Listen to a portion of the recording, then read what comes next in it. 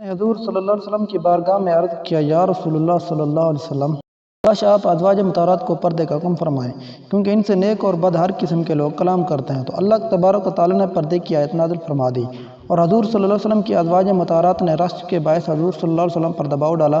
تو میں نے ان سے کہا کہ اگر حضور صلی اللہ علیہ وسلم آپ لوگوں کو طلاق دے دو، قریب ہے کہ ان کا رب نے ایسی بیوی عطا کرے جو اسلام میں تم سے بہتر ہوں۔ اس پر آیت نازل کریمہ نازل ہوئی۔ اسی طریقے سے ایک دوسری حدیث میں ہے جو حضرت ابن عمر رضی اللہ عنہ سے مروی ہے کہ حضرت عمر فاروق رضی اللہ عنہ نے فرمایا، میرے رب نے 3 امور میں میری موافقت فرمائی، مقام ابراہیم میں، حجاب میں اور بدر کے قیدیوں میں۔ السلام علیکم دوستو، آپ دیکھ رہے ہیں جم ٹی وی ساتھ۔ امیر المومنین حضرت عمر فاروق رضی اللہ عنہ اسلام کے دوسرے خلیفہ تھے۔ آپ کا لقب فاروق اور کنیت ابو حفص تھی، اور یہ دونوں نام حضور صلی اللہ علیہ وسلم کی طرف سے عطا کردہ تھے۔ آپ اعلان نبوت کے 6 سال 40 مرد اور 11 عورتوں کے بعد مشرع با اسلام ہوئے۔ آپ کے ایمان لانے کا واقعہ بہت مشہور ہے۔ آپ کے ایمان لانے سے مذہب اسلام کو بے پناہ تقویت ملی کہ مسلمان کھلم عبادت کرنے لگے، اور آپ کو مراد رسول بھی کہا جاتا ہے، کیونکہ اللہ کے نبی کریم صلی اللہ علیہ وسلم نے آپ کے ایمان لانے کی دعا فرمائی تھی۔ آپ کا شمار عشرہ مبشرہ میں بھی ہے۔ ایک رشتے سے آپ حضور صلی اللہ علیہ وسلم کے سسر تھے۔ آپ کی بیٹی ام المومنین حضرت حفصہ رضی اللہ عنہ حضور صلی اللہ علیہ وسلم کی زوجت میں تھی، اور ایک رشتے سے حضرت علی رضی اللہ عنہ آپ کے سسر تھے کہ حضرت ام کلثوم بنت علی رضی اللہ عنہ آپ کی زوجیت میں تھی۔ حضرت عمر فاروق رضی اللہ عنہ کے لیے بے شمار فضائل ہیں جنہیں اس مختصر مضمون میں بیان نہیں کیا جا سکتا۔ ان میں سب سے بڑھ کر یہ قرآن پاک کے متعدد آیات طیبات میں جو حضرت عمر فاروق رضی اللہ عنہ کی موافقت میں نازل ہوئی، یعنی بعد ایسے اساتذہ رونما ہوئے کہ حضرت عمر فاروق رضی اللہ عنہ نے ان پر اپنی رائے کا اظہار فرمایا، اور اللہ تبارک و تعالیٰ نے آپ کی رائے کا پاس و لحاظ رکھا اور آپ کی رائے کے عین مواقع آیت کریمہ نازل فرمائی۔ ایک مختصر ویڈیو میں حضرت عمر فاروق رضی اللہ عنہ کی موافقت میں نازل شدہ آیات کو بیان کریں گے۔ آپ کی بارگاہ میں خراج عقیدت پیش کرتا ہوں، اور اس عمل کو کثیر کو اپنے لیے بخشش کا ذریعہ تصور کرتا ہوں۔ حضرت انس بن مالک رضی اللہ عنہ سے مروی ہے کہ حضرت عمر فاروق رضی اللہ عنہ نے فرمایا، میرے رب نے 3 باتوں میں میری موافقت فرمائی۔ میں نے عرض کیا، یا رسول اللہ، کاش ہم مقام ابراہیم کو مسلح بنا لیں، تو حکم ملے ہوا اور مقام ابراہیم کو نماز کی جگہ بنا لو۔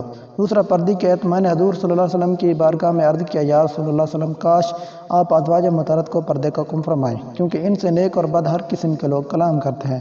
تو اللہ تبارک و تعالیٰ نے پردے کی آیت نازل فرما دی، اور حضور صلی اللہ علیہ وسلم کی ازواج مطہرات نے رشک کے باعث حضور صلی اللہ علیہ وسلم پر دباؤ ڈالا۔ تو میں نے ان سے کہا کہ اگر حضور صلی اللہ علیہ وسلم آپ لوگوں کو طلاق دے دے تو قریب ہے ان کا رب انہیں ایسی بیوی عطا کرے گا جو اسلام میں تم سے بہتر ہوں۔ تو اس پر بھی آیت کریمہ نازل ہوئی۔ اس طریقے سے ایک دوسری حدیث میں ہے جو حضرت ابن عمر رضی اللہ عنہ سے مروی ہے کہ حضرت عمر فاروق رضی اللہ عنہ نے فرمایا، میرے رب نے 3 امور میں میری موافقت فرمائی، مقام ابراہیم میں، حجاب میں اور بدر کے قیدیوں میں۔ مذکورہ حدیث میں 3 آیات کا ذکر صرف شہرت کی وجہ سے، ورنہ محدثین اعظام کے مطابق قرآن میں ایسی آیات بھی موجود ہیں جو حضرت عمر فاروق رضی اللہ عنہ کی موافقت میں نازل ہوئی۔ علامہ جلال الدین سیوطی رحمہ اللہ نے بھی اپنی کتاب میں لکھا ہے۔ حضرت انس بن مالک سے روایت ہے کہ امیر المومنین حضرت عمر فاروق رضی اللہ عنہ نے ارشاد فرمایا کہ 3 باتوں میں رب عز و جل کی طرف سے میری موافقت ہوئی ہے۔ ان میں سے ایک یہ بھی ہے کہ میں نے بارگاہ رسالت میں عرض کیا، اگر ہم مقام ابراہیم کو مصلی یعنی نماز پڑھنے کی جگہ بنائیں تو کیسا رہے گا؟ تو اللہ عز و جل نے یہی آیت مبارکہ میری تائید میں نازل فرمائی کہ مقام ابراہیم کو مصلی بنانے کا حکم ارشاد فرمایا۔ ترجمہ، اور ابراہیم کے کھڑے ہونے کی جگہ کو نماز کا مقام بناؤ۔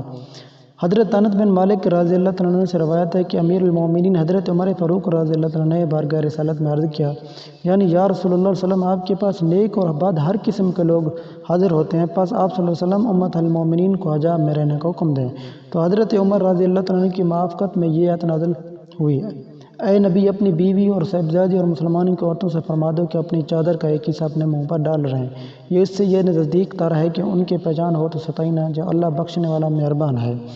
جب جنگ بدر میں 70 کافر قید کر کے نبی کریم صلی اللہ علیہ وسلم کی بارگاہ میں لائے گئے تو حضور صلی اللہ علیہ وسلم نے ان کی متعلق صحابہ کرام سے مشورہ طلب فرمایا۔ امیر المومنین خلیفہ رسول حضرت ابوبکر صدیق رضی اللہ عنہ نے عرض کیا، یا رسول اللہ صلی اللہ علیہ وسلم، یہ آپ کی قوم و قبیلے کے لوگ ہیں، میری رائے انہیں فدیہ لے کر چھوڑ دیا جائے، اس سے مسلمانوں کو قوت بھی پہنچے گی، اور کیا بعید کہ اللہ تعالیٰ نے اسی سبب سے انہیں دولت اسلام سے سرفراز فرما دے۔ جبکہ امیر المومنین حضرت عمر فاروق رضی اللہ عنہ نے عرض کیا، یا رسول اللہ صلی اللہ علیہ وسلم، ان لوگوں نے آپ کی تکذیب کی، آپ کو مکہ میں رہنے نہ دیا، یہ کفر کے سردار اور سرپرست ہیں، ان کی گردنیں اڑائیں۔ اللہ تعالیٰ نے آپ صلی اللہ علیہ وسلم کو فدیہ سے غنی کیا، علی المرتضیٰ کو عقیل اور حضرت حمزہ کو عباس پر اور مجھے میرے رشتہ داروں پر مقرر کیجیے کہ ان کی گردنیں مار دیں۔ بہرحال امیر المومنین حضرت ابوبکر صدیق رضی اللہ عنہ کی رائے پر سب کا اتفاق ہو گیا اور فدیہ لینے کی رائے قرار پائی، لیکن بعد یہ آیت مبارکہ نازل ہوئی۔ حضرت عمر فاروق کی رائے کی موافقت میں نازل ہوئی۔ کسی نبی کو لائق نہیں کہ کافروں کو زندہ قید کر کے جب تک زمین میں ان کا خون خوب نہ بہے، تم لوگوں دنیا کا مال چاہتے اور اللہ آخرت چاہتا ہے، اور اللہ غالب حکمت والا ہے۔ آیت مبارکہ سے یہ معلوم ہوتا ہے کہ جب تک کافروں کو مار نہ دیا جائے، ان کی کمر نہ توڑ دی جائے، ان سے فدیہ لے کر ان کو آزاد نہ کیا جائے۔ اس کے لیے بس اتنا ہی کافی ہے۔ امید کرتا ہوں آپ کو یہ آج کی ویڈیو اچھی لگی ہوگی۔ اگر آپ کو یہ آج کی ویڈیو اچھی لگی تو ہمارے چینل کو سبسکرائب کریں، ویڈیو کو لائک کریں، شیئر ضرور کریں۔ Thanks for watching this video, part 2 کا انتظار کیجیے۔